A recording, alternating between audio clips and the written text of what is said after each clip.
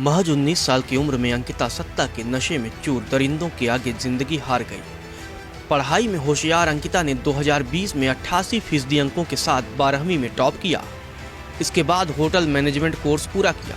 बीते 28 अगस्त को उसने ऋषिकेश के वंतारा रिजॉर्ट में नौकरी करना शुरू किया, लेकिन उसे क्या पता था कि जहां काम कर वह परिवार के सपनों को पूरा करना चाह रही है, उसी रिजॉर्ट का मालिक उसकी जिंदगी छीन लेगा। अब अंकिता हमेशा हमेशा के लिए चली गई, लेकिन उसकी मौत ने सिस्टम पर गहरा दाग लगा दिया। मौत से ठीक एक दिन पहले अंकिता ने अपने दोस्त से बात कर पुलकितार के करतूतों का खुलासा किया था। शायद उसे पता नहीं था कि यह दिन उसकी जिंदगी का आखिरी दिन होने वाला है। 17 सितंबर को अंकिता ने व्हाट्सएप चैट में अपने दोस्त को बताया कि उस पर रिजॉर्ट में आने वाले एक वीआईपी गेस्ट को स्पा सर्विस देने के लिए दबाव बनाया जा रहा था। बदले में उसे 10,000 रुपये देने का लालच दिया गया। रिजॉर्ट मैनेजर ने अंकिता पर दबाव बनाया कि अगर उसने बात नहीं मानी तो उसे नौकरी से निकाल दिया जाएगा।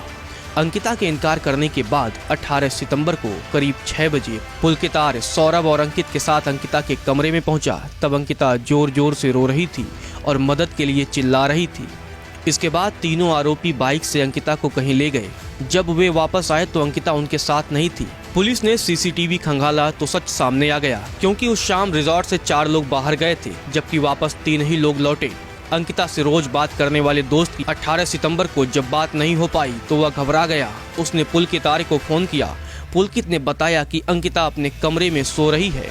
दूसरे दिन उसने पुलकित को फोन लगाया तो नंबर स्विच ऑफ आया। इसके बाद वह जम्मू से ऋषिकेश पहुंचा तो अंकिता से मुलाकात नहीं हो पाई। लापता होने से ठीक पहले 17 सितंबर की रात करीब 9:30 बजे अंकिता और उसके दोस्त के बीच व्हाट्सएप पर जो बातें हुई उसने कई राज खोल दिए हैं।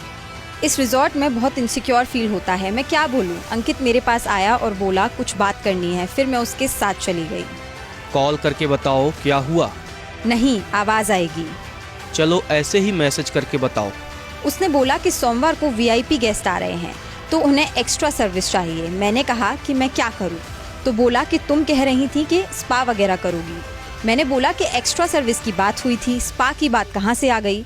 फिर वह बोला कि गवारों वाली हरकतें मत करो, गेस्ट देख रहे हैं। आपने स्पा के बारे में क्या बोला? अंकिता ने कहा कि मैंने ये नहीं कहा कि आप करो इसे। मैं बोल रहा हूँ कि अगर आपकी पहचान में कोई लड़की होगी तो बताना, क्योंकि गेस्ट 10,000 रुपए दे रहा है। उनको बोलो कि मैं शरीफ घर से हूँ, ऐसी सर्विस मैं नहीं दे सकती। हाँ, बोला मैंने उसको कि मैं गरीब हूँ, तो तुमने क्या सोचा कि 10,000 के लिए बिक जाऊंगी? तुम्हारे इस रिजॉर्ट के लिए मैं समझ रही हूँ कि दूसरी लड़की वाला उन्होंने इसलिए बोला कि मैं 10,000 के लालच में आकर मान जाऊँ। एक्स्ट्रा सर्विस मतलब सेक्सुअल रिलेशनशिप। हाँ पता है। आर्य ने सौरभ विष्ट को भी अपने रूम में बुलाया और करीब 1 घंटे तक बातचीत की। अंकित ये बात करने के बाद बोला सर को मत बताना, लेकिन मुझे पता है कि आर्य को सब पता है।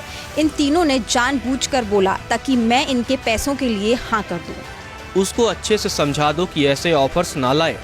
आगे से कुछ बोला तो मैं यहाँ काम नहीं करूँगी, इतना गंदा होटल है। रिजॉर्ट में एक आदमी था, उसने मुझे गले लगा लिया, उसने शराब पी रखी थी। मैंने उसे कुछ नहीं बोला। अंकित ने भी बोला कि कुछ मत बोलना वरना लड़ाई हो जाएगी। कौन है वो? इसका नंबर निकालो, मैं इससे पर्सनली मिलूंगा आकर।